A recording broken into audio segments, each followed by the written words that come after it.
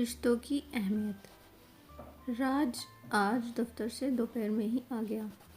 पत्नी ने देखा कि राज बहुत परेशान लग रहा है। तुरंत ही पूछ लिया, क्या हुआ जी, आप ठीक तो हैं ना? हाँ मैं ठीक हूँ, लेकिन क्या? बीच में टोकते हुए राज की पत्नी निधि ने पूछा। राज के माथे पर चिंता की लकीरें दौड़ रही थी और उन्हीं लकीरों पर पसीने की बूंदें ऐसे तैर रही थी मानो कुछ लिख कर बयान करना चाहती हों। आप कुछ बोलते क्यों नहीं? निधि ने एक बार फिर से पूछा, लेकिन राज अभी भी जवाब देने की हालत में नहीं लग रहा था। फिर भी उसने हिम्मत करके बताने की कोशिश की। तुम्हारे पापा का फ़ोन आया था, सब ठीक तो है ना? बीच में टोकते हुए उसकी पत्नी बोली।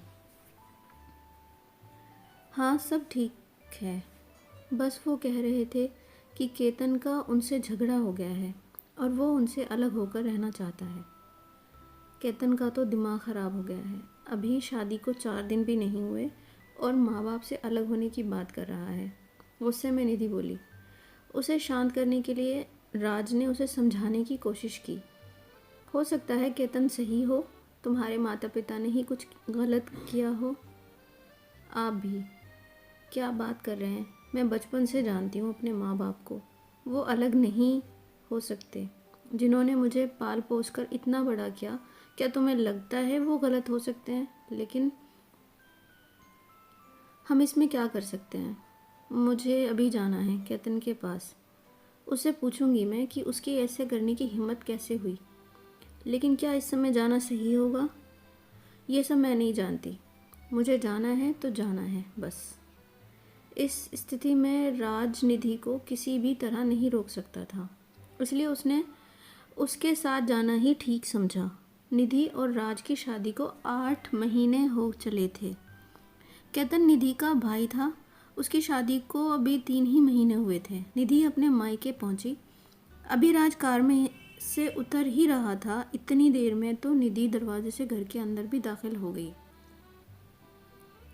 ड्राइंग रूम में निधि के पिता बैठे थे। निधि गुस्से में तिलमिलाई हुई उनके पास पहुंची और बोली, कहाँ है केतन?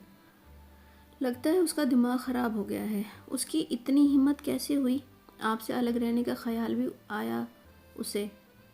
निधि के पिता हैरान होकर उसके मुंह की तरफ देखने लगे, फिर कुछ चिंतित सी आवाज़ में बोले, निधि बेटा ये क्या बोल रही हो तुम? किसने कहा तुमसे कि केतन हमसे अलग होने वाला है? इतनी देर में केतन की पत्नी किचन से बाहर निकल आई।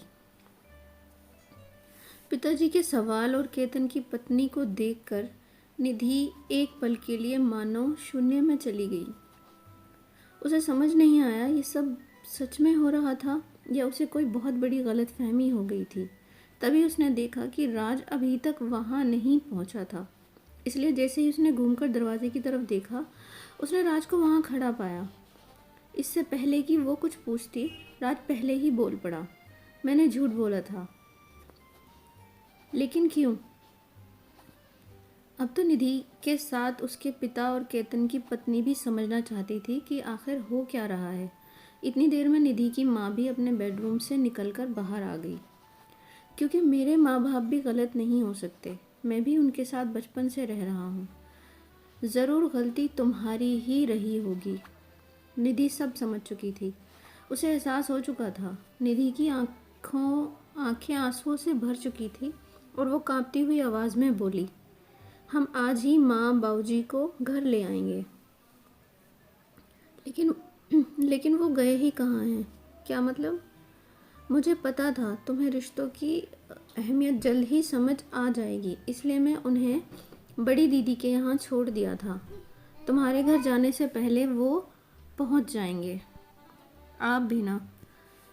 फिर निधि ने राज को गले से लगा लिया, फिर दोनों अपने घर को चल पड़े। बस यही है रिश्तों की अहमियत। जैसा आप अपने लिए चाहते हैं वैसे ही अपने जीवन साथी के साथ व्यवहार करो, जीवन खुद ब खुद मज़ेदार हो जाएगा। दोस्तों, अगर आपको मेरी ये कहानी अच्छी लगी हो तो प्लीज़ मेरे चैनल को सब्सक्राइब करें, लाइक करें। Thank you, thanks for watching.